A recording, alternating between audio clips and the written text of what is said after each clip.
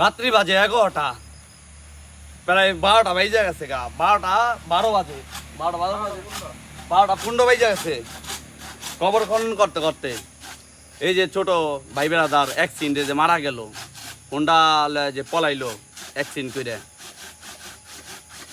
একটু তো তারও একটু তো মায়া করণ দরকার ছিল না? অ্যাক্সিডেন্ট করে নগদেই স্পটে চেতরা বেতরা গেছে গা, একটু খারাই দেখি, তার স্বার্থ ভাইবা পলাইলো হোন্ডা অ্যাক্সিডেন্ট করে। সে কি মরবো না একদিন? অবশ্যই মরবো।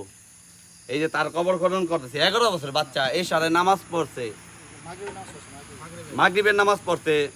যাই হোক, হ্যাঁ তো নিষ্পাপ বাচ্চা, উনার ওসিলা যদি আল্লাহ তাআলা আমাদের কোনো এক সময় জান্নাত নিয়ে, তাহলে জান্নাত যেমন মাদ্রাসায় পড়া বাচ্চা, 5 ওয়াক্ত নামাজি, ফজর তবি নামাজ পড়া যায়, তার মধ্যে গুনাহ নাই। তার রুহু কবজ করার জন্য আরজাইল আইসা লয়ে গেছে। একটা জিনিস মাথায় রাখবেন, কাফনের পকেট হয় না, আর আরজাইলে ঘুষ খায় না।